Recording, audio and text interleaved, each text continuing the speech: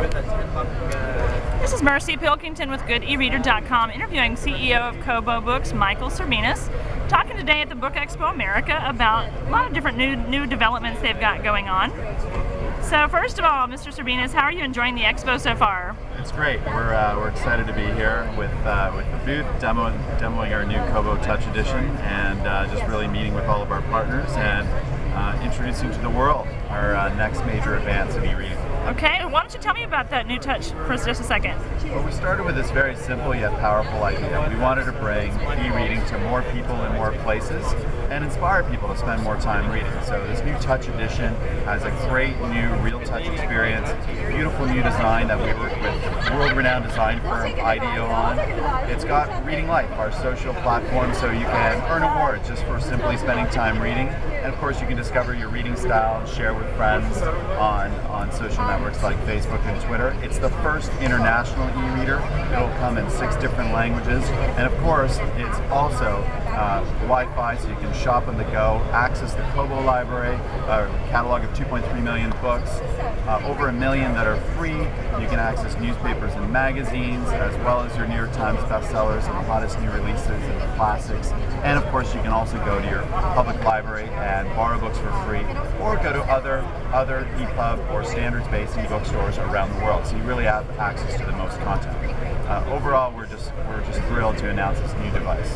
Okay. Of course, GoodEReader.com is going to need to know, how do you feel this is going to compare to Barnes & Noble's announcement today of the Simple Touch Reader? Well, it was great for them to follow us today with a touchscreen device.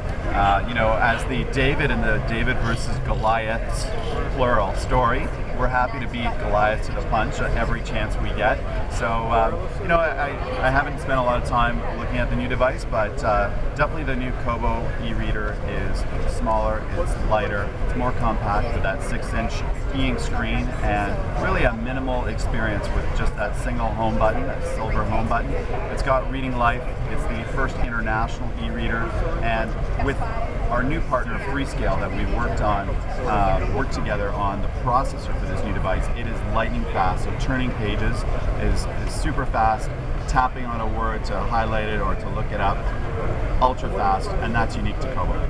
Great. Tell me for a minute about the announcement at the London Book Fair, how Kobo is opening up localized versions of Kobo in foreign language markets. So from the get-go, Kobo has been about bringing books to people around the world.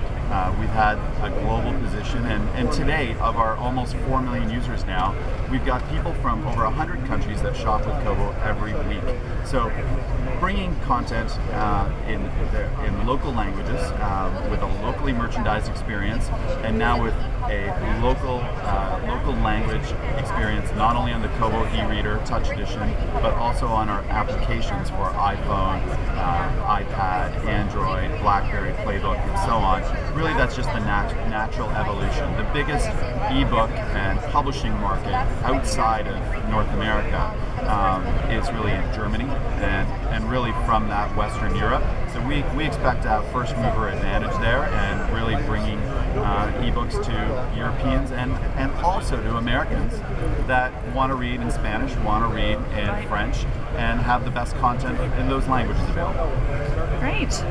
Now, there's been some recent developments in Australia and New Zealand that are going to affect Kobo's customers there. What do you have to say for your customers who are going to have trouble getting access in Australia and New Zealand? Well, I think it's safe to say with the explosive growth in ebooks, we're seeing the physical bookstores go through a time of transition.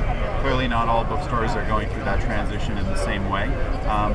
Because of our system being open, and yes, we do power Whitcoulls and Angus and Robertson and the local Borders branded stores, those customers' ebooks and their entire libraries are safe with Kobo. And in fact, for those that want to transfer their ebooks into a purely Kobo experience, we'll allow them to do that too. But their books are safe. They can continue to buy and read books, and share with friends through Reading Life.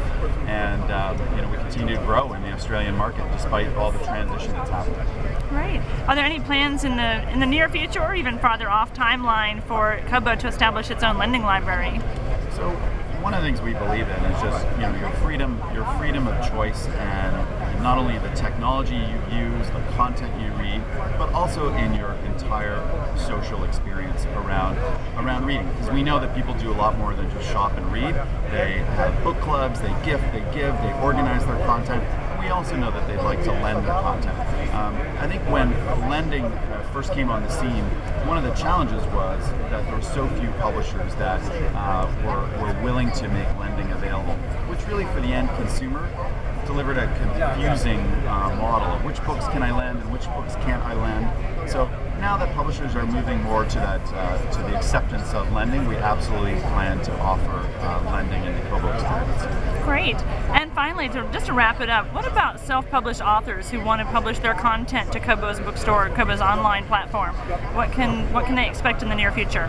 Well, one thing I can say for sure is we've just been overwhelmed with the growth in self-publishing and authors going direct and wanting to work directly with the Kobo bookstore around the world. So providing those authors and their agents in some cases with better tools so that not only can you easily put your new title up on Kobo, but you can choose marketing options and participate in different programs. That's something that we have in store for 2011, so we're very excited about that. Great. Well, thank you very much for your time. Mercy Pilkington at goodereader.com, enjoying the Book Expo America event with Michael Serbinas from Kobo Books.